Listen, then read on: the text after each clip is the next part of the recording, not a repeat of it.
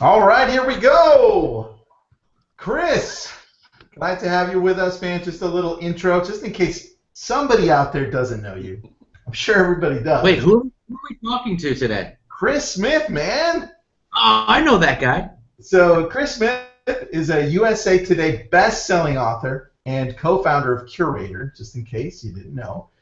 He's a social media guy, digital marketing man, sales coaching company, helps businesses grow faster. Man, you guys have grown so fast in the last 3 years. What's the reason for that? It's because there were plenty of bricks and not enough mortar. You know, there was plenty of hype and not enough help. Well, now you guys are at over $5 million in annual revenue, which is pretty sick. Yeah. So you're And working. wait, I might want to mention that the conversion code, Chris's new book, is the #1 book on the Amazon telemarketing list out of over more than 1,000 books. Chris, is that right?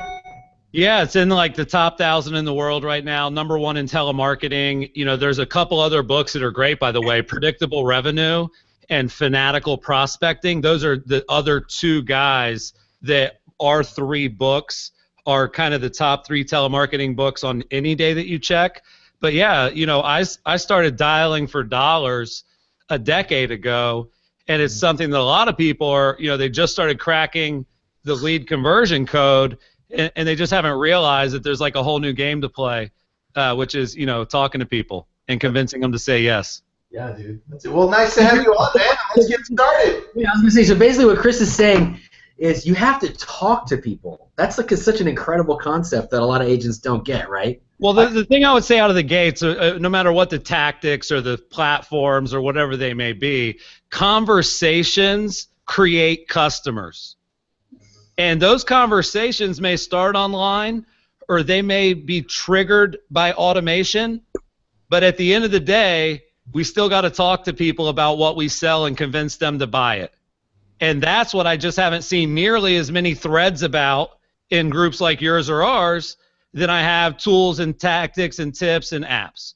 And so there's real work under the hood when that shit works. And it's the cubicle mindset. It's what you guys I know love, Tristan, on your team. It's that inside sales role. It's that dialing for dollars, boiler room, Wolf of Wall Street, Glengarry, Glen Ross mindset. You guys are the lab coat, right? I like the factory as much as I like the lab. The lab gets me people to call. The factory is where I make money when I'm on the phone.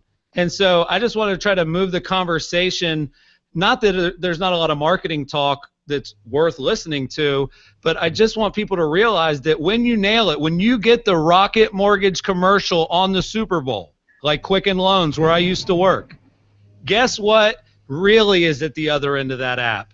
It's a motherfucker like me calling you to convince you to do a loan.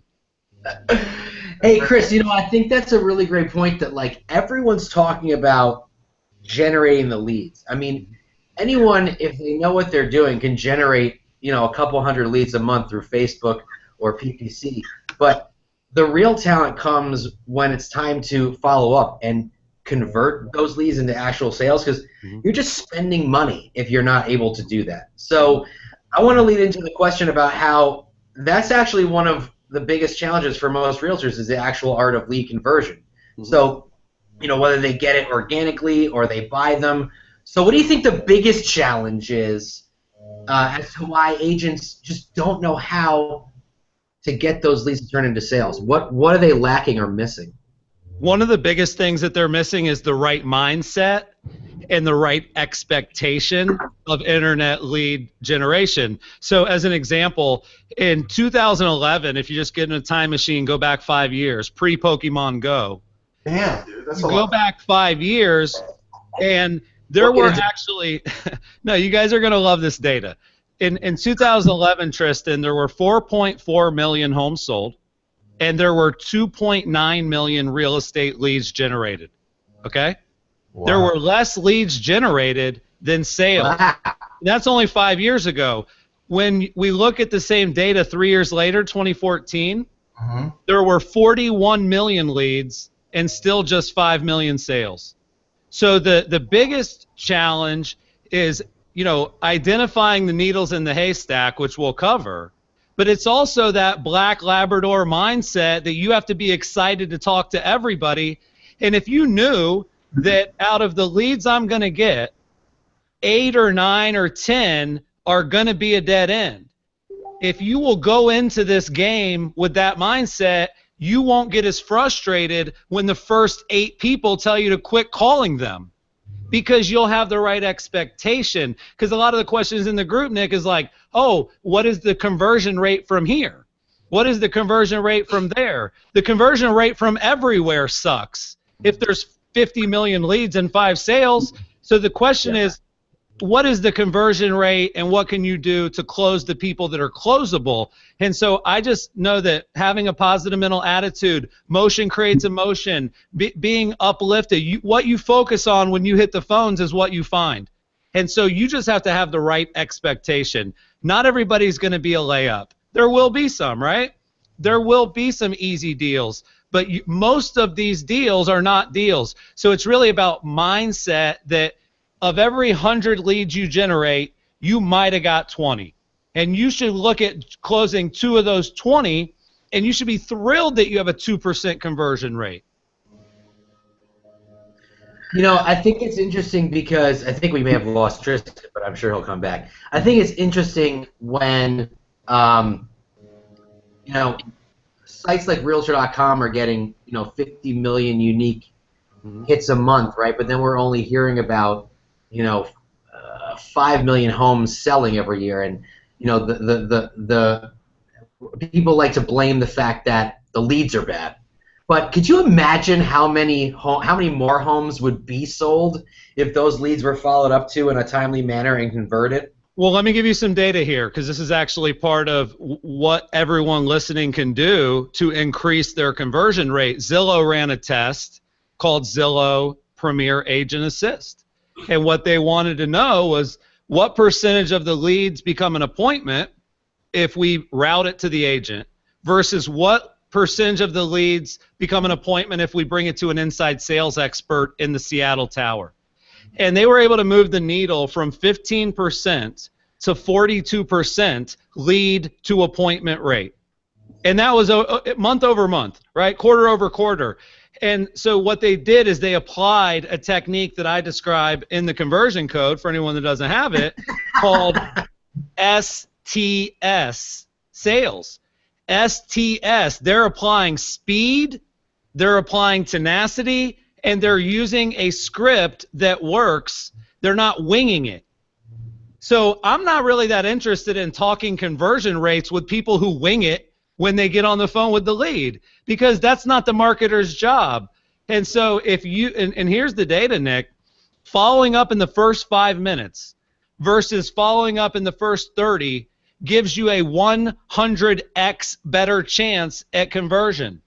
Following up 6 times, tenacity, versus following up once takes your contact rate from 48% to 93%.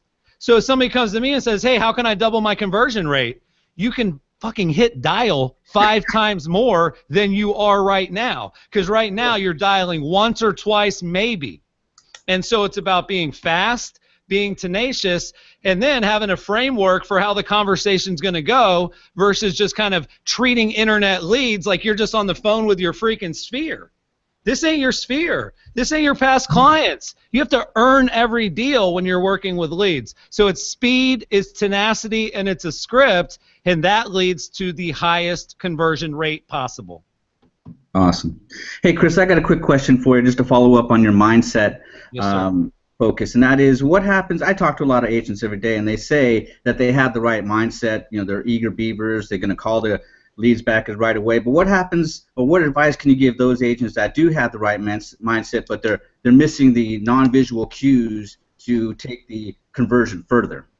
Sure. It really comes down, David, to discipline. And it comes down to what you focus on is what you will find. When I was at Lou Pearlman's company, when I was at Quicken Loans, you know, real estate agents don't really get a base salary. They don't really get benefits. So they don't really have a boss that can say, sit your ass at that desk for 2 hours and hit dial. And that's really what I think they're missing sometimes, is just that self-discipline to time block. You know, because at Quicken they would say, stop tripping over nickels to pick up pennies. You could do all the clever, innovative shit you want to do throughout the day, but from 8 to 10 a.m. and from 4 to 6 p.m., your only job is that you dial the phone and talk to as many people as humanly possible. So I think part of it is just, it's a self-awareness issue. It's a discipline issue, right? And I hope that answers it for you, David. I don't know if that's exactly kind of the answer you're looking for, you know, but I think it's about making it a part of your routine. You know, here's my rule for myself, and this might be a little dramatic, but I don't leave my desk until I get a deal. That's my rule. And I wanted to have lunch with my pregnant girlfriend when I was at Quicken. And so I didn't want to have lunch at 3. I wanted to have lunch at noon. So I came in and wrote a loan before noon every single day. And if I didn't, I had to tell my wife I wasn't going to make it. That's the mindset of an expert inside salesperson. Deal a day mindset. You don't leave your desk till you get the deal.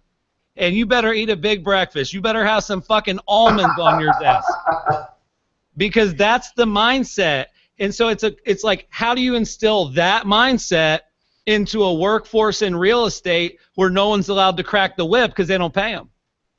I think that, you know, when you said, I hope that's the answer you're looking for, I think that a lot of agents are looking for the answer that they want to hear. So when you say it's all about mindset or motivation or setting goals or, you know, not leaving your office so you get a deal, that's not what they want to hear. They're like, holy crap, wait a minute, I got to actually, like, put work into this. Mm-hmm. So they want the easy way out. So I think the fact that they don't want to hear it kind of speaks volumes for some agents out there. Well, Chris, how do you keep your mindset so high, man? Because that's the biggest issue that real estate agents have, their mindset. I think that the way that you have a mindset a lot of times doesn't come from your performance at work. It comes from your performance in life. You know, I know for me, if I'm in a good mood or a bad mood, or if I'm a little overweight or if I'm a little underweight, or if I'm getting a little older, or if I'm a millennial, I don't care what bucket you try to put me into, I want to make a lot of money. And so when I first broke through and started making a lot of money, it was 100% because I went from one mouth to feed to 3. So like when you're, you know, desperate times call for desperate measures. So maybe the success a lot of the people you guys talked to over the last 15 to 20 years has burnt out that hunger. Maybe they're just not as hungry as me because they don't literally have that little mouth to feed and that wife to support because they've made it. They've got their savings. They've been making $100,000. So I think for me, one is just that mindset. What are you working for? Because if you're working for the money, when I was working for the money, I never got there. As soon as I started working for my wife and son, I got there in 1 year. I think, yeah, I can't get excited about getting hung up on, Tristan. There's no cure for that. But like what you can do is after you get hung up on 4 times, you can go out and grab somebody and say, hey, man, tell me I'm not a loser. Tell me I still know what I'm doing. You can do what they call a reset, where you just get slapped around a little bit. Now get back on the phone. But yeah, the mindset is everything. Again, I don't think it comes from, you're never going to develop a great mindset when you're a telemarketer because you're going to hear a lot of no's and you're going to get hung up on a lot. But that yes is so exciting. And Nick, don't you guys make a shitload of money for a yes? Isn't a yes in your world like a listing that gets you another buyer that makes you $22,000 freaking dollars? So like I'm okay with 98 people beating me up if the last 2 people make me $50K. So basically, in order to make more money, go get someone pregnant and have kids. No, I was going to say that I can totally relate when you're working for, like when I was working for myself, when I was single and I got into real estate, like, you know, I made $65,000 my first year. The year before that, I was a bartender. I made $20,000. I was like, cool, I got all this money for myself. But like, the motivation now when I have a family and a house and a child, like when I had my first kid, I made $100,000 more the year my son was born because I had that drive and that extra motivation because I'm like, crap, I got to support a life, you know? So that really did it for me. Yeah, I think it has to come from within, and that's the problem, is that Tom Ferry's not going to get it to you. You know, Anthony Robbins, what they're going to do is they're going to give you a breakthrough that allows you to discover it from within. They're not going to do it for you. So anyway, yeah, I think that's a big part of this, is just loving what you do, enjoying the grind, enjoying the hustle, enjoying the victories. And the other thing is never get too high and never get too low. Because there's going to be days or weeks or months in sales where you make so much money it's almost unfair. But we all know that it's going to balance out. And if you're on cloud 9 when you make $15,000 in a month and you're feeling, you know, almost like depressed when you make $3,000 or $4,000, that's really a tough life to live. So I would say, you know, Gary Vee, I think, was on your show a couple weeks back or last month or something. He enjoys the grind. He enjoys the work. And everybody else is working so they don't have to grind. Guys like us are working and grinding so we can see what the next grind is.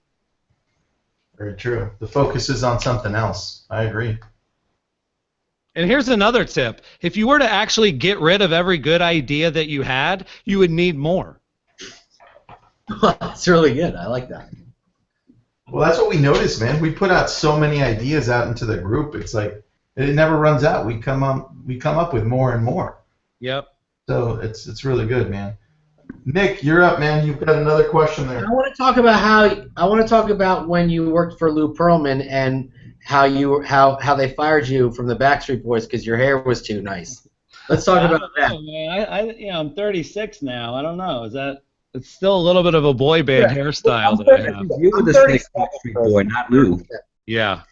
No, talk about. I found out you worked for Lou Pearlman just a few weeks ago when someone Facebook lived one of your events, and I honestly didn't know that about you, and I thought that was like really interesting. And you talked a little bit about what he taught you. I mean, Lou Pearlman, for those of you guys who don't know, he discovered the Backstreet Boys, NSYNC, Britney Spears, so he was like, you know, the pop king of the 90s, and he's in jail now because of, you know, taking all their money. But, you know, what did you learn from Lou that was legal and got to this point? Well, that was the funny thing is his sales coach, when I met his sales coach who really changed my life, he was in his mid-60s, and they were sort of at the end of their run.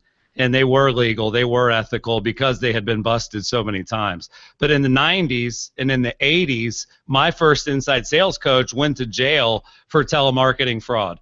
So they knew every illegal hack, every trick in the book, but they had sort of been forced to apply them ethically. But I'll actually show you guys the two things that I learned that I never forgot.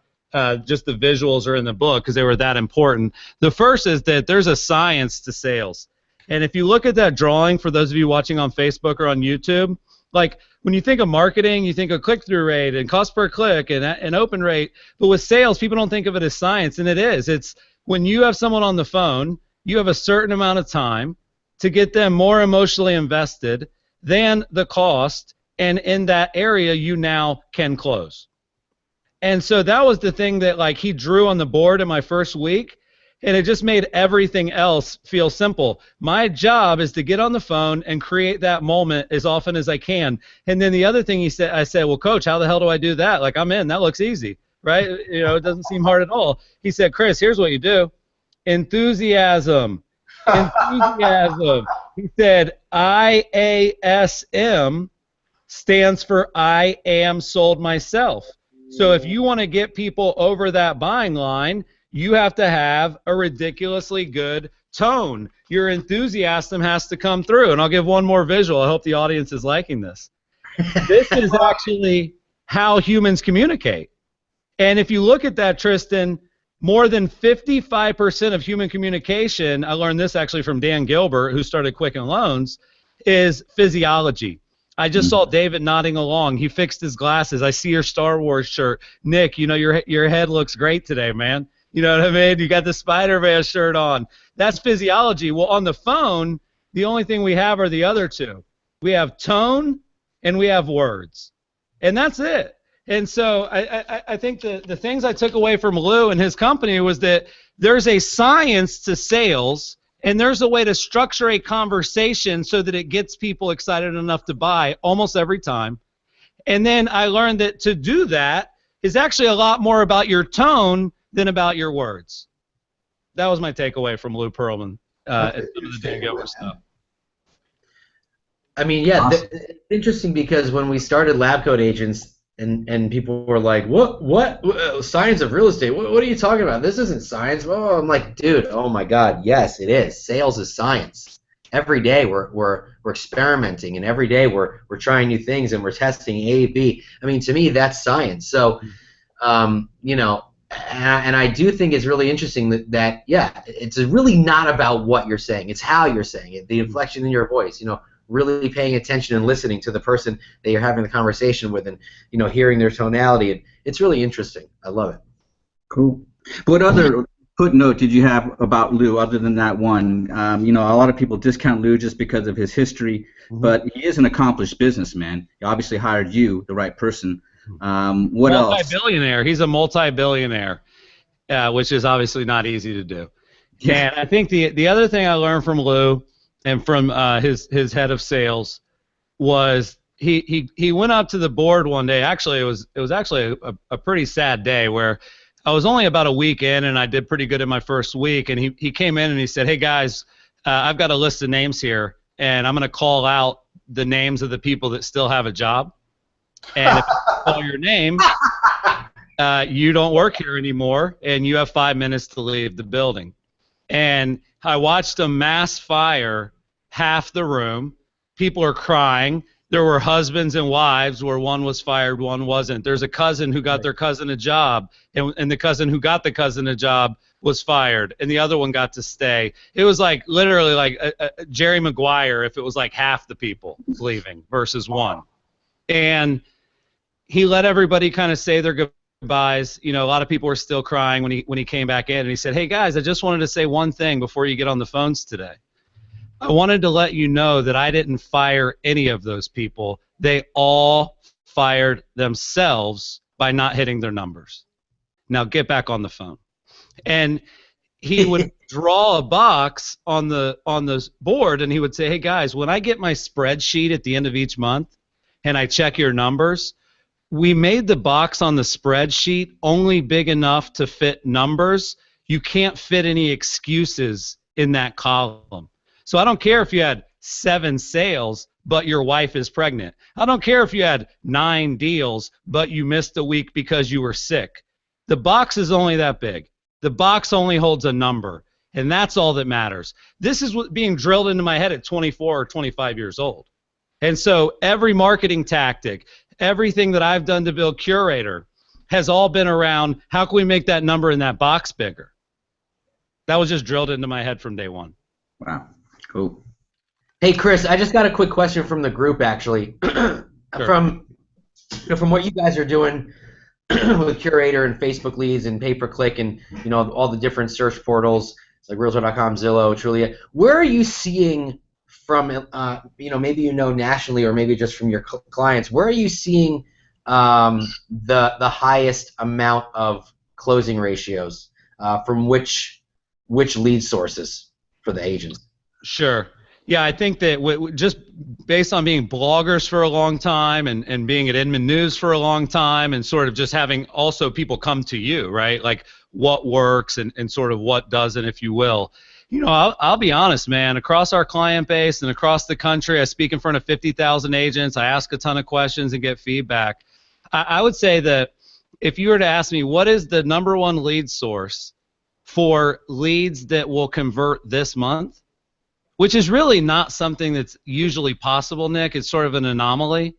Normally you get a lead and you nurture it, 6 to 9 months in it converts, 18 months in it converts. So like with our clients now that have been with us for 3 and 4 years at Curator, they're experiencing compounding interest because leads they got 2.5 years ago are responding to another follow-up. But if you were to say, I need a lead that will make me money this month, I would give that to Zillow. I mean, I think Zillow, in my experience, again, talking to all these people, they have created the most transaction-ready lead. Really? Wow. Okay. They have created the lead, Nick, that wants to see the home right now.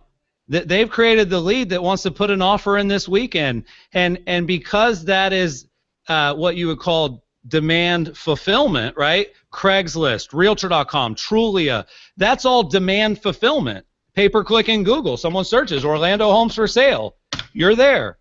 But what you guys do in Facebook and what we're doing in Facebook is called demand generation. And so it takes a little bit longer sometimes to turn a lead into a deal. Listen, we get leads that turn into customers on the first day of a new client. But that's not, you don't know for sure, a lot of variables there. But I would say, yeah, I don't like Zillow like a lot of other people don't necessarily like Zillow. But at the end of the day, I believe talking to thousands of clients and tens of thousands of people, Zillow is sending a transaction-ready lead. The problem is they're often sending them looking at a home that's not for sale. And that's where the fucking conversion code comes in. Because if this was as easy as just saying, oh, yeah, 123 Main Street's available. When can I pick up my check? Right. It's not that easy. And I would say that, yeah. It's usually like, that home's sold. Oh, okay, thanks, bye, click. Whoa, wait a minute. Yeah, and by the way, here's the other answer I have. The companies and the portals and the strategies that are getting the best leads seem to be the companies that provide the most help. So as an example, Commissions Inc. and Boomtown and Curator and some of these companies that a lot of people want to become a customer of, the secret sauce is that we just roll up our sleeves and do a lot of shit that you're not willing to. The secret sauce is that if I go to Facebook and set up a campaign, I won't mess it up. The secret sauce is that if, the guys up at Commissions Inc. go and do your pay-per-click for you, they won't screw up for 2 years before they get it right. You know what I mean? So I think that the best lead sources usually come with a little help. Zillow, if you think about it, with reviews, with Zestimates, with the search features, like providing all of that help to the consumer has also kind of created that more transaction-ready person potentially. So I think that if you're going to be successful online, your number one lead source probably won't be DIY. Do it yourself. Got it. David, you have a two-part question. Yeah, for those that aren't buying leads from Zillow or Trulia or all those other folks, and they're going to Facebook, Twitter, portals like that, where do you see the next big thing as far as lead generation from those types of things? Snapchat or Instagram or even Pokemon Go? Sure. It's Pokemon, by the way, not Pokemon. Pokemon. No, I got a 9-year-old. I've got a 9-year-old and a 6-year-old, and they're all in. I'm only a level 4, so Pokemon's the adult version. Pokemon. Yeah. Well, it's funny because I was talking to some people about that, and it's like, okay, if you have to see the brilliance in what's happening, because if you remember Temple Run, if you remember Candy Crush, like there's a version that is kind of the original, and then there's remixes. There's like Temple Run Lost Edition, Temple Run Subway Surfer, Candy Crush, but Doctor Who theme. So like for the people that don't love the actual character that this game's built around, what's going to happen when it is the characters you love? Like, if there was a Walking Dead Go, you know what I'm saying? You got to make that happen, Chris, because you know that you and I are like huge Walking Dead fans. We got to make that happen. Well, it's going to happen is the point.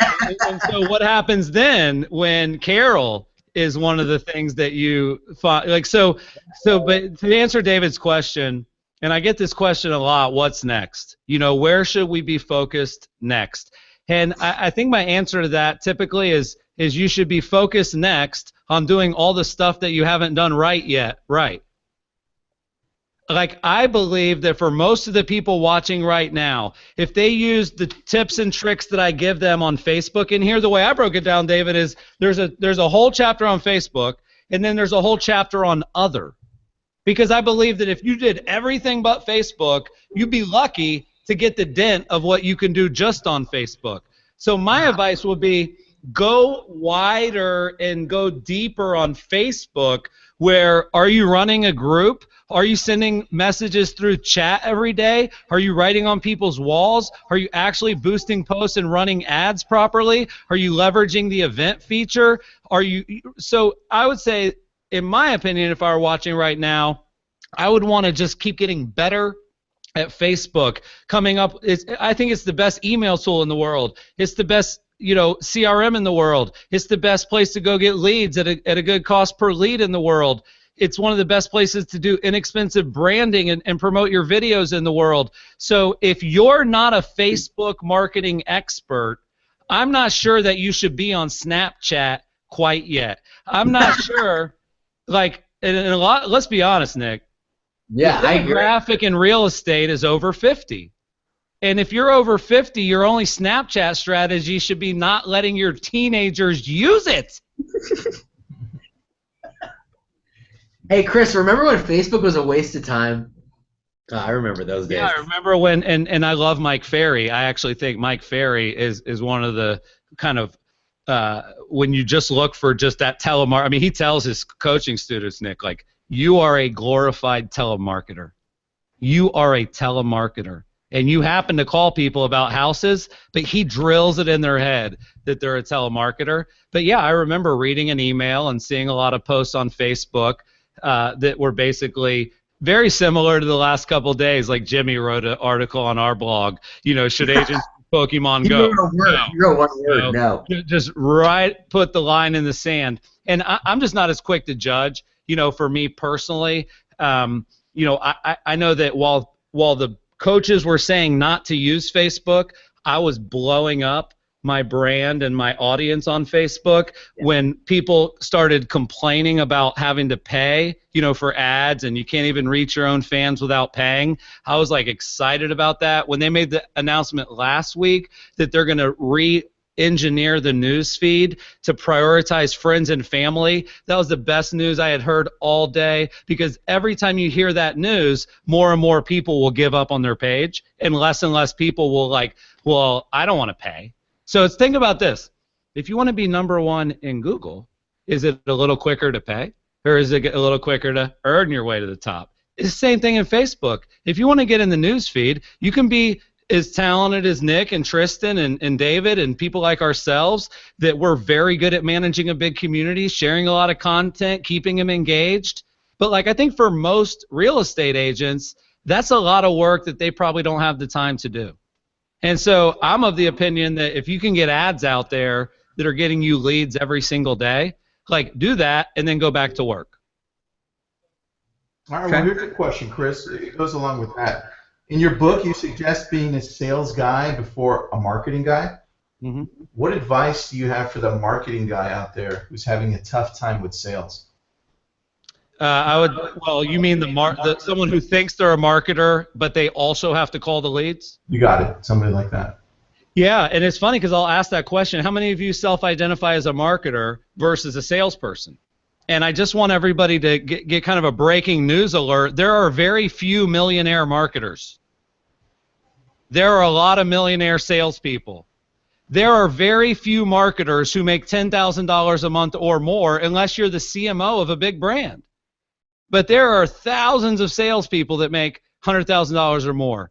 So my advice to the marketer who's having trouble with sales is to quit being a fucking marketer and start being a salesperson.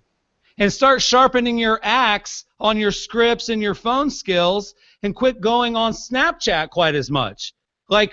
If you're so good at marketing, why are the calls hard?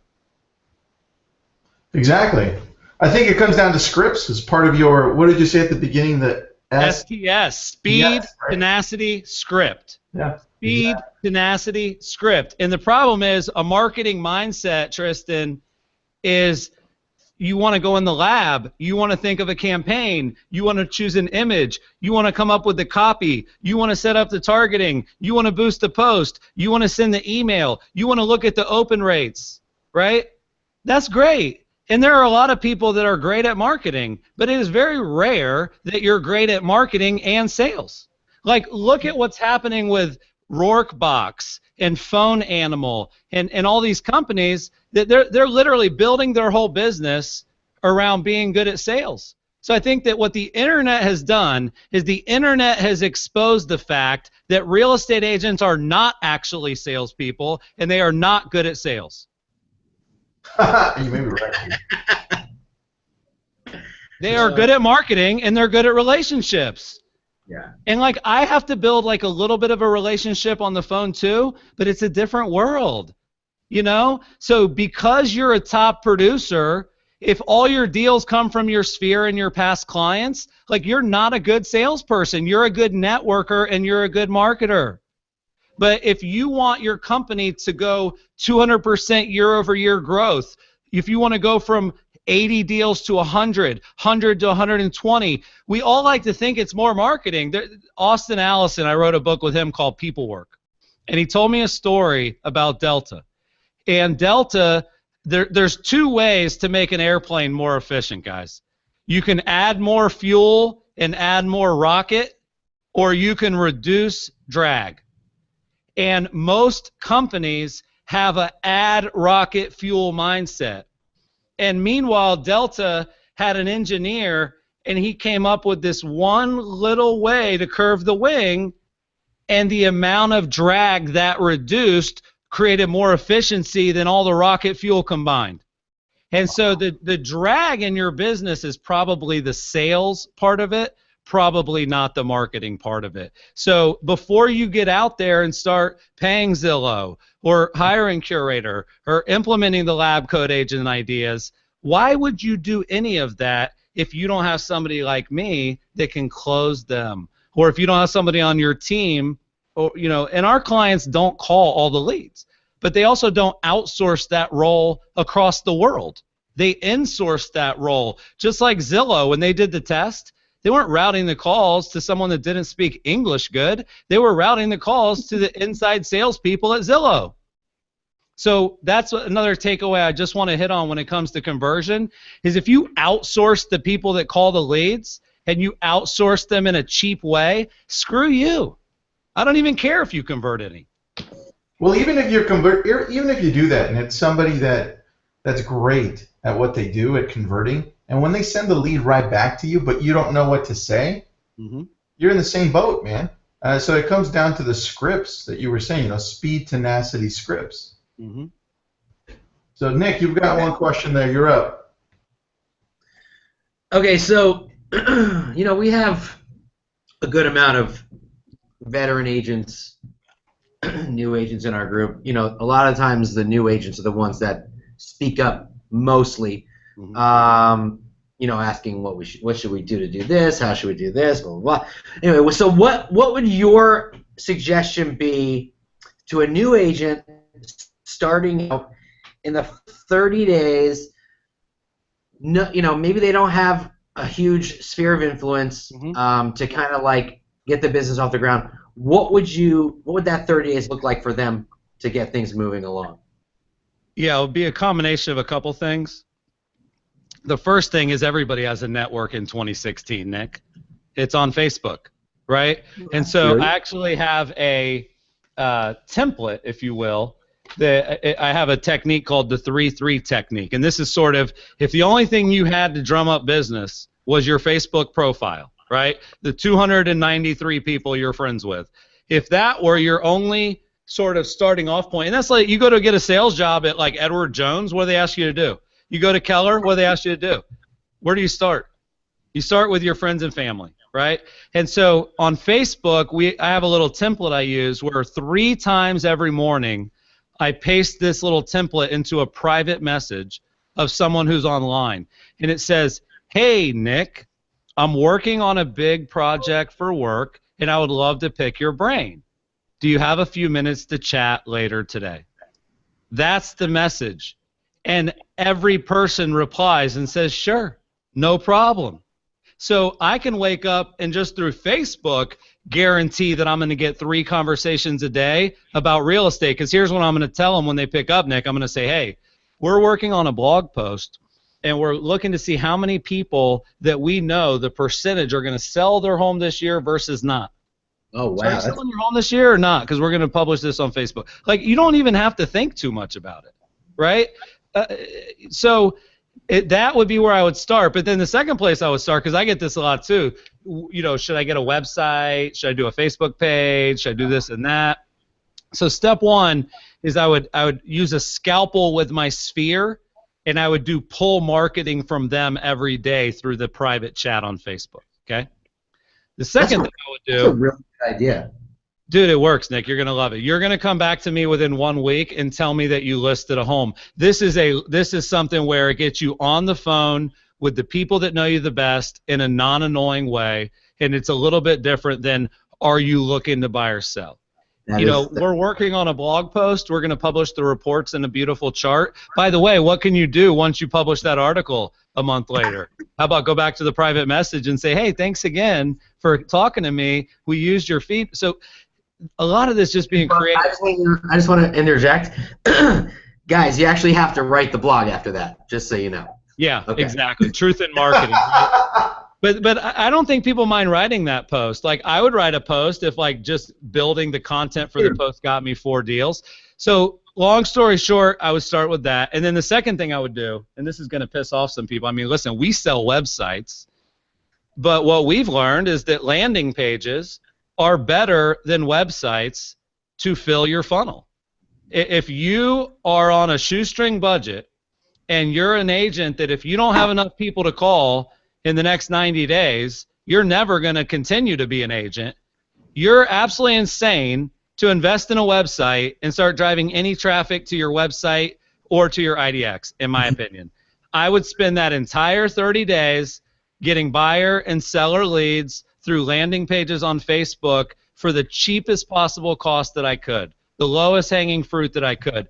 And I would almost guarantee you that within 30 days, even with a small budget, I could get 2 to 3 legitimate deals in the pipeline from the ads, and I could get 2 to 3 legitimate deals in the pipeline from my sphere. Wow. Dude, love that. All right. I mean, Chris, is a landing page even necessary with the Facebook lead opt-in forms now available? You know what, David? I'm glad you said that. No. You don't even need the freaking landing page. There's a unit I cover in the book, the 4 Facebook ads every business must run. And that's one of them, David, because you don't even need a website. And like what they calculate is kind of geeky, Nick. You'll probably like this. They calculated that the average landing page or website, when you click in Facebook, takes 3.8 seconds to load. And while that doesn't sound like a lot of time, when you go from that experience to the instant loading of the lead ad, it is a world of difference. Your bounce rate is 0.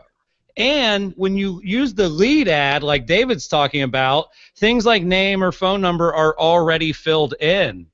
So it's literally one click. The problem is for us right now, there's not a lot of like CRM integrations for those leads. So you almost just have to kind of grab a CSV file of them, upload them over to Follow Up Boss, and then nurture them over there.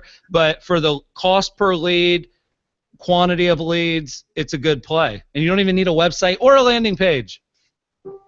Chris. But the integrations will start to come. Well, they're coming, my friend. You can hack it right now if you have enough time on your hands. Trust me. LionDance offers the integration of those. I don't have time because I'm playing Pokemon Go. So as soon as I'm done with that, I'll start hacking that. I just posted up the conversion code course on our site there. You explain how to do some of the stuff that you're talking about, right? Yeah, I mean, what I've found is people need help, not hype, and they get all these ideas from guys like us, and then they go back to set up a Facebook ad, or they go back to send an email, or they go back to do something, and then they sort of get lost, or they go to the group, and you have to remove friction. So, yeah, I've created a course. There's 51 videos and MP3s. There's a buyer and a seller script for internet leads as well. There's, like, copy and paste SMS templates. Like, I've got an email that everybody can send. They don't have to get the course or the book. This has been, when you write a book, you give a lot of advice, and then you get kind of people that come back to you with like, hey, this was a game changer. And so there's an email called the 9-word email. And we use this for buyer or seller leads. And anybody watching, no matter what email marketing tool they have, you can send this email today. you send an email to every old buyer lead you have, and the only rule is it can't have more than 9 words. And the email literally says, "Are you still buying a home soon? Question." That's it. And the subject line is "quick question." And I've got people telling me they get 7, 10, 17 buyers to raise their hand and say, "Hell yeah, I'm still buying. I appreciate you reaching out." Now, do you also get 100 people saying, "No, take me off your list"? I'm okay with that. I'm only sending this to my old buyer leads that I can't get to engage anyway. So that 9-word email is money, and everybody should try it. There's a great follow-up seller email that I love from Conversion, actually, that I think it sends it out maybe on like the 3rd or 4th month. Mm-hmm. And it says, do we have some feedback, guys? Okay, it went away. It says, "Hi, Chris. I'm curious, did you ever list your home for sale?" And like, I can't tell you how many times that gets responded to. Yep. Because it's 3 or 4 months later, I'm like, it's like, "Did you ever list your home for sale?" It's 1 sentence. Yeah. And you know what's funny, Nick? We did a little, Carrie Qualter, she's one of our clients in Atlanta, Keller Williams' team, and she kind of wanted to do a hard look at, like, are we really doing our job? And what she did is she looked at 6 to 12 months worth of curator seller leads, which she had every address of. Yeah. She then went into the MLS and pulled every lead's address and looked and see how many of them sold. And like 25 to 30% of the leads we had captured for her actually sold their home in the following 12 months. Dude. Yeah. Yeah. So that's when, like, we're always looking to blame other people. Sometimes we have to take a hard look at our processes, our tenacity, our speed, our scripts, and get better at those versus just continuing to think there's a magic button somewhere that we can press. That's true, man. That's very true. I had a really good question, and I can't remember what it was. Maybe it'll come back to me. Are they enjoying the show, guys? I'm not seeing the comments. I'm not seeing Facebook. I hope everybody's loving it. Yeah, so far, great. Yeah, I'm actually looking. Question for you. The book, I think it's very complete with a lot of things to execute, like you've been talking about. A lot of great plans. It's not just ideas, right? Because we're idea guys. What, if anything, would you change about it, about the book? Are you thinking of things that you're going to add on your next book? Yes. What would you have done different? Yeah, the number one thing I would change is that when I was writing the book and when I was editing the book, and books it's a book, dude, right? So like, it takes a long freaking time. You got to like pick out the little silver shit on the side. You know what I mean? Like, it's a long process. So when you do a book about technology, inevitably a lot of stuff's going to change, right? A lot of stuff's going to change actually before it gets printed, which really sucks. So like, Nick, you know the 20% image rule that's really fucking annoying? Well, that went away, right? Yeah, I know. In the book it says this rule's annoying. So I'll give you the number one thing I would add, Tristan. And I know I joked about this earlier, so I'm going to be a little bit of a hypocrite here. But the first thing I would go back and add to the book would be Snapchat. It would be a module or two remember how I said I have Facebook and other? The other chapter doesn't include anything about Snapchat because as it was starting to blow up and as Gary Vee was starting to evangelize it and as DJ Khaled got lost on his jet ski, the book was sort of already in post-production. And I just actually didn't know how to use Snapchat at that point. I just didn't know how to use it, and I hadn't really dove in. So the first thing I would go back and add would be some practical advice about the pros of Snapchat for business owners. Perfect, man. Cool, cool. I still don't know how to use Snapchat. David. Yeah, listen, Nick, here's what I did. I went to YouTube and I put in how do you use Snapchat, and I watched a video, and I watched it twice, and I learned most of the stuff. Then I went, how to use Snapchat, advanced, and then I watched 2 more videos, right? But here's the thing, you know how they get you? They get you with the filters, man. They get you because it's so fun just for you and your wife to do like some ridiculous stuff, right? Like turn yourself into a freaking dog. Like the fact that I can do that in 1 second, like And the people that tell me that Snapchat is not going to stick, they have never watched people use it for the first time. No. And I have. I Snapchat with my wife and I Snapchat with Tristan, and I like do. There was one that was Finding Nemo. And my 4-year-old had a friggin' blast with it. Yeah, so that's how you start. So you'll keep going, Nick, because that's how you get in. And my Snapchat is Chris_SMTH. If anybody's over there. Snapchat. Chris, I'm gonna start snapping you with filters. Yeah, that's gonna be fun. I'm gonna throw your phone against the wall. I bet. You know what's funny is because I have a lot of real estate agents that follow me. One, Chris. There we go. Boom. I love it. Chris, like, you remember this one? I love that one with the braces. That's the best one because it kind of looks like me when I was in high school. So yeah, my son has those glasses as well. But yeah, I think that Snapchat would be what I would add for sure. And if I could give people sort of a quick why, the Twitter is in trouble. And I own Twitter stock, I should say that. And the reason I own Twitter stock is that it's so low that the only thing that can happen is that they're going to get acquired and it's going to go up by 2 or 3x of what it is. Same thing with GoPro, by the way. But Twitter, the reason Twitter was attractive to marketers was because you could update it a lot. Like if you updated your Facebook 17 times today, you would get unfriended like a motherfucker. But if you tweet 17 times today, it's sort of normal. But here was the problem. Facebook, we're over here sharing kind of what's going on and what's happening in our real lives day to day. But on Twitter, it was more of a link ecosystem, news, articles, advice. It wasn't really like your personal stuff as often. And so what I believe Snapchat has created is the ability to post a lot like Twitter, but they've removed the friction as far as like what you post is literally just what's around you. There's no sort of quality barrier to entry. So it's very addicting. The last thing is that there's no stream. Every social network in the world that you log into, you're going to usually see the statuses right there. You're going to actually see the updates. And the beauty of Snapchat, it's 100% opt-in. Like if you look at those 106 views of like that snap or 110 views or whatever it shows, all 110 of those people had to click me and then open that up.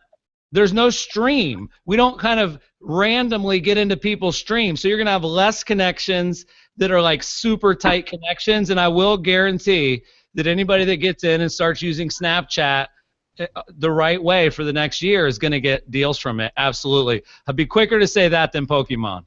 Okay, that's cool. The reason why I love what Gary Vee says about Snapchat, and he says the reason why Snapchat is something you should pay attention to is because in 5 or 8 seconds that picture will go away. You know that whoever you're sending it to is going to look at it really hard. And so it's not like on Instagram or Facebook where they're scrolling by, oh, you know what, I can go back to it later. They can do it on Snapchat, but it's not as accessible. Yeah, exactly. It's literally 100% opt-in. And it's even hard to follow people, right? It's hard to find their username. It's hard to even find your connections, and that's on purpose. They made it hard to add people, and they made it hard to see what people are doing, which is very counterintuitive. But I think the people running Snapchat are geniuses, and I think it's the #1 threat to Facebook if there is one. So, I think that the discussion about Pokemon Go was kind of headed in the wrong direction in that we weren't talking about the technology behind it, which is augmented reality. And I think that that's really the discussion we should be having and how that's going to, shape the real estate game, like virtual reality, Matterport, augmented reality. So where do you think that technology is going for real estate and what agents can do with it? Yeah, one of the things that seems to happen quite a bit in real estate is that the technology comes out a little bit before it's ready. So if you think about like Welcome Mat, when they started doing videos, it was like, admittedly, they will say we were just too early. Matterport, right? Everybody's drooling, and then you try to upload it, and it like takes forever. So okay, maybe Matterport's not quite ready yet. And so I think what happened is there was actually an app called Scavenger. I don't know if you guys remember this. Like it was called Scavenger. without the E at the end. And they did some stuff with Ben Kinney. They did some stuff with Christina Wise. And it was basically like the Amazing House Race. And you had to go to all these different places on a map. You had to take a picture here. You had to check in here. You had to go over here. And it actually, I saw a video where hundreds of people came out, and you would win a house at the end of the experience. So there's been some sort of precedence there in, like, can we use augmented reality? Can we use GPS? Can we use check-ins and points and games to encourage people to participate in a real estate experience? So I think that stuff was too early. Even look at Pokemon, how much it's crashing and overwhelming their servers. But I think now that technology might just be there. You're telling me that there's not going to maybe be a Zillow Go that's just catered a little bit more towards, seeing the listings on the map as you drive by? You don't think they might give you a point if you actually pull up close enough to it to click on the tower? Like, I see all of that going down, and I even see the ones like Pokemon that blow up, that have more users than Twitter in 2 days, right? When I see Pokemon blowing up, I'm already picturing Spencer at Zillow calling the motherfuckers at Pokemon, trying to figure out how they can integrate when the ads come out. Mm-hmm. True. Awesome. Let me just say this last thing about Pokemon. I know the Remax lady Veronica that's in my building is very, very fucking pumped that there's a Pokemon stop at the Avalon clock and her Remax sign is below it. We love Veronica. That's awesome. And guys, there's kids out here all day, every day, and it's not just kids. Here's the thing. People think Pokemon is for millennials. Pokemon is for kids. Pokemon is for geeks. And geeks are all ages. Go to a MegaCon. Go to a Comic-Con. Chris. I'm a geek, though. I'm a player, so I can say that. Geeks is the new jock. Hey, so I just have a question from the group real quick. Coming soon listings. Coming soon is like real controversial. Everyone loves to hate it. Especially the people that aren't allowed to do it in their MLS. Yeah. So I noticed that Curator released a coming soon landing page, which looked really cool. What is your take on coming soon listings, how they should be marketed? What's the right way to go about doing that so everyone kind of gets their fair crack at being able to see that home? Sure, yeah. Well, the thing I would say is forget real estate for a second. When your goal is to generate leads or sell things online, scarcity and exclusivity are the things that work the best. So this product is only available for the next hour, right? Or this is only available to this many people, right?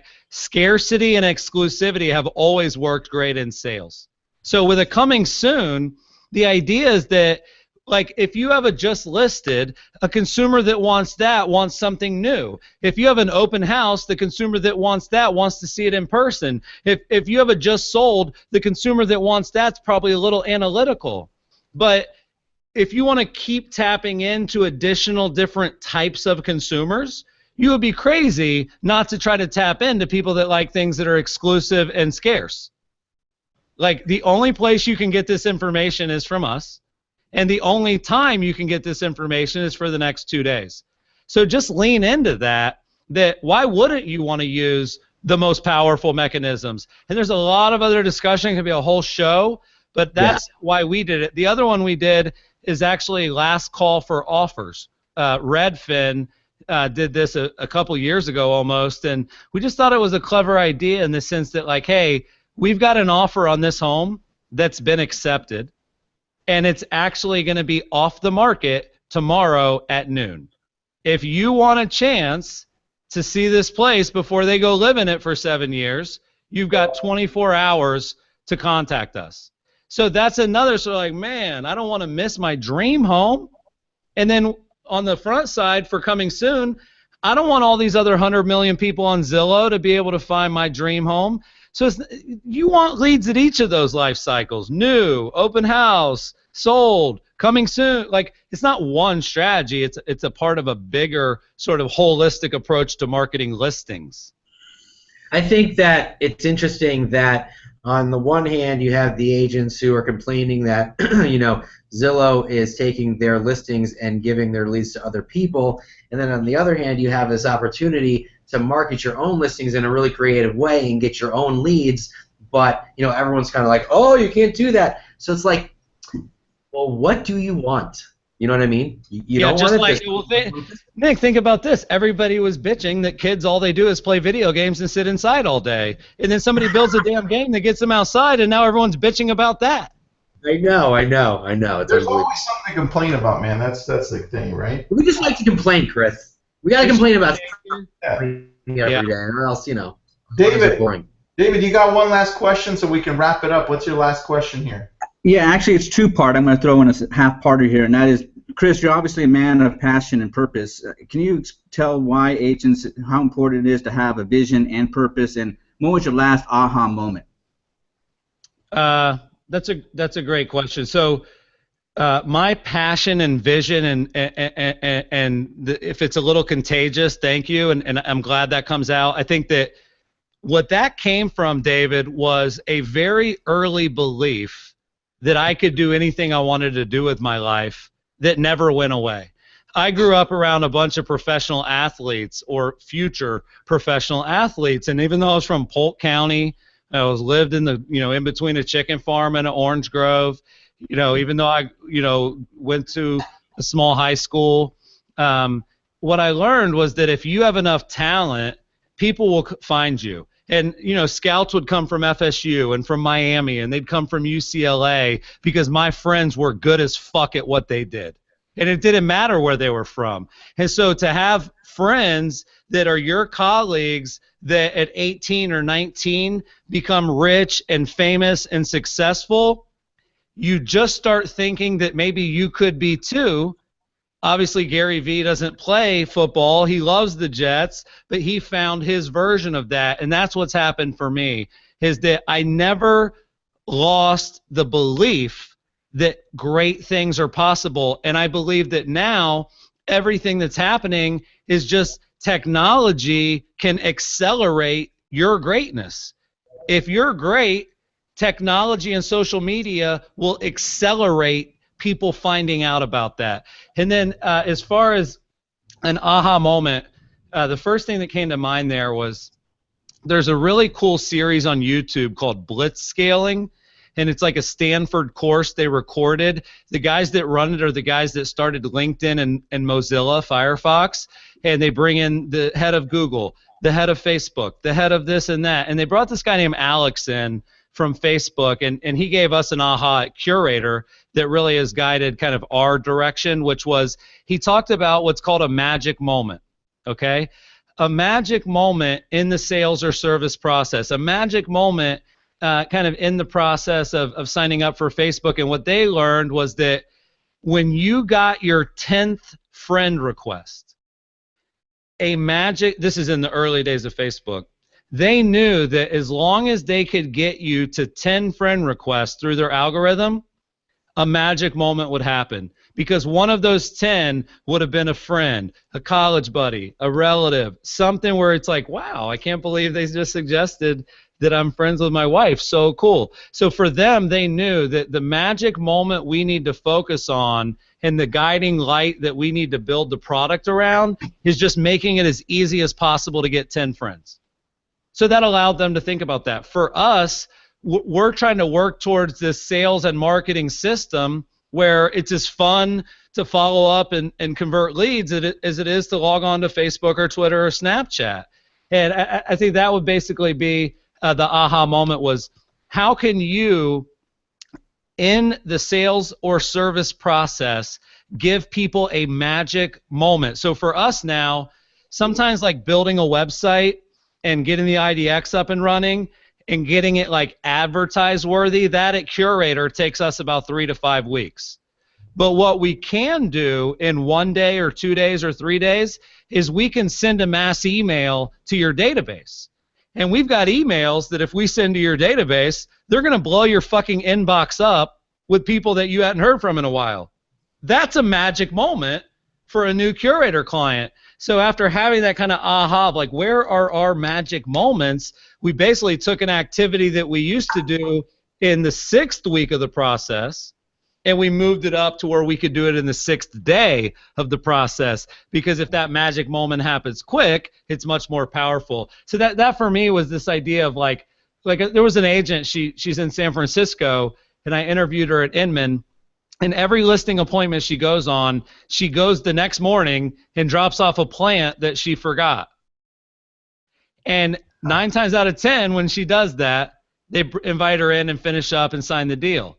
Yeah. And that's a magic moment that she's put into the process that's making her more money. So that's what I'd be thinking about if I was watching, and that was kind of that aha for me, was sort of where, like, it's a magic moment at Disney when you hit the thing and it lets you in. You know what I mean? It's a magic moment at Disney when the character comes over and says, "Hey there, Prince. Hey, Princess." Like when they call your kids that's a magic moment for the kids. So it just made us think of like, how many magic moments do we have and how can we add more? That's awesome. That reminded me about the plant. Tristan, you have a thing you do after you leave. By the way, it's not marijuana. I should say that. In California. I'm wondering. He drops off some brownies. You're talking about. He's like, "I got you some cookies." Here's the this sound. brings like open house cookies to the next level. Hey Tristan, what's that thing that you do after you leave the listing appointment? You call them or you text them. You ask them a question. I forget what it is.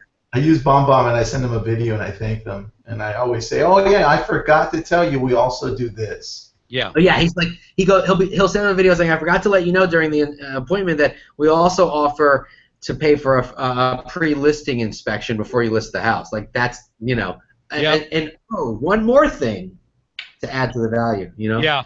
I love it. My sales guy, Darren, we were talking earlier today, and he said when he was doing like outside sales where he had appointments, so think of it as a listing appointment, he would call and say he was lost about 5 minutes before it. and he basically wanted it to basically just come across as like, just another flaky sales guy who's canceling, almost to get them to basically put him into that bucket of like, I can't believe this dude's canceling at the last minute. But then he calls him right back. He basically calls, "Hey, I think I'm lost. I'm not sure if I'm going to make it on time. I'm sorry." And then he calls him back like 2 minutes later. "Hey, I found the street. Never mind. I'm here." What? Interesting. Think about that for a minute, right? So there are some. Listen, I don't know where your house is. Another one at Quicken we used to do, which was funny. This was back when people would sign the documents and fax them back. So we would call a lead that said they were going to do everything and hadn't sent it back yet, and we'd say, "Hey, we just got a fax from your area code, but it was upside down. Can you resend it?" And then they would just be like, "Well, I didn't even send a fax yet." "Oh, you didn't? Well, when can I expect that?" Right? Oh, nice.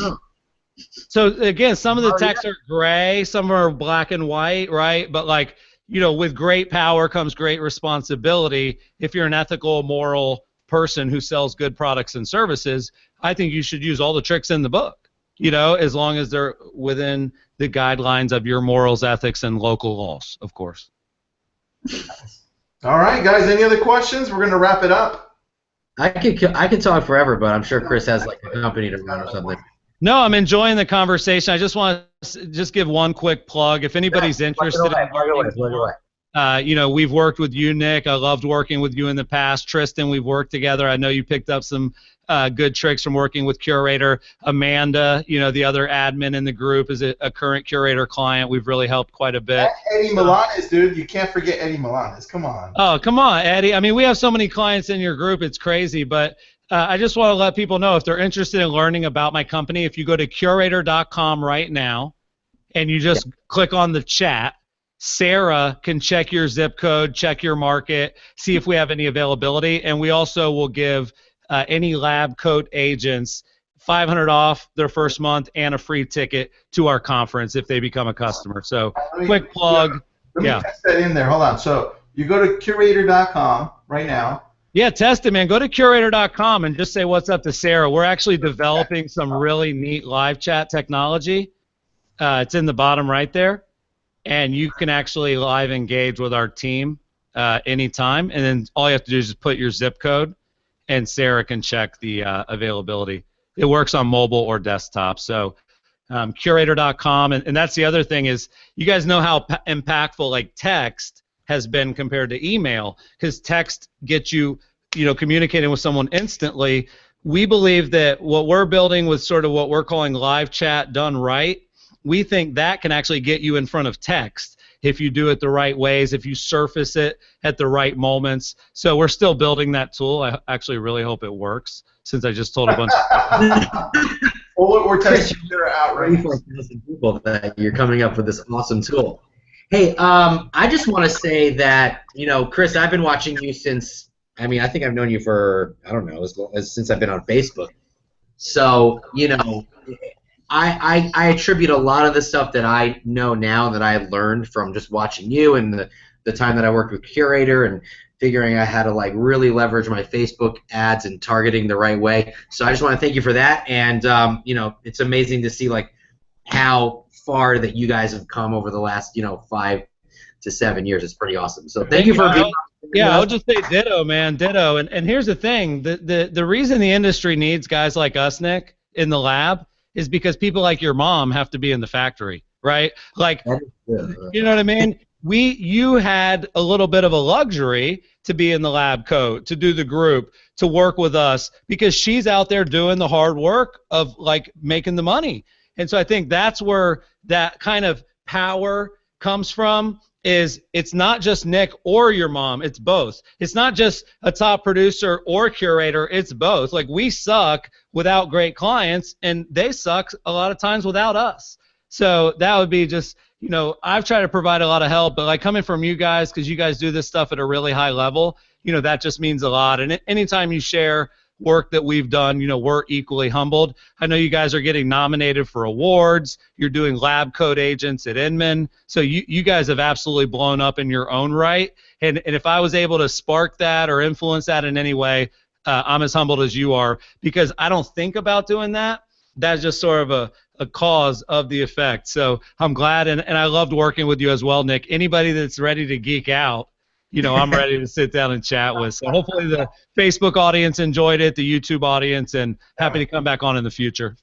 Thanks, bro. Yeah, man, I think there's a lot more to talk about. You were touching upon text, and like I think that we could even have a whole thing about autoresponders and what to say in the text and all that good. It could go on and on, but we'll have to set up another time for that. But yeah, man, thank you for taking the time. It was like over almost an hour and a half, which is pretty awesome. We went on a little bit further, but thank you, Chris. A lot of the stuff in the group, in the comments, there's not a lot of questions. Most of it is comments. You can go back and look on Lab Coat Agents on the Facebook page. There's I don't know 100 there's so many people just loved it. So cool. You'll see. I'll hop in the group right now. I'm heading to Lab Coat Agents right now. Thank everybody. Chris, also go to the Facebook page too, Lab Coat Agents, because there's even more comments on the actual page. Okay, than cool. in the group. Yeah, I learned from my old colleague Katie. No tweet left behind, right? So. And we also we deserve a bigger explanation from Jimmy about why we shouldn't use Pokemon.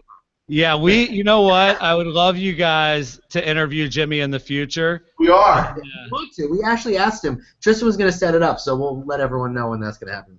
Yeah, cool. Well, thank you guys, seriously. And Nick, I'm like telling my wife, I'm like, babe, do you know how many airports I go to? Do you know how many cities I travel to? You have no chance of beating me at Pokemon. I'm gonna have these things everywhere.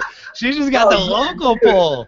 When we go to on the streets of San Francisco, just like everywhere. Exactly. You tell me people aren't going to be at Inman, throwing freaking Pokeballs at people in the lobby. Of course they are. Anyway, thank you guys so much. Keep up the great work, and I'll be in the group here in a minute. All right, man. Thanks, Chris.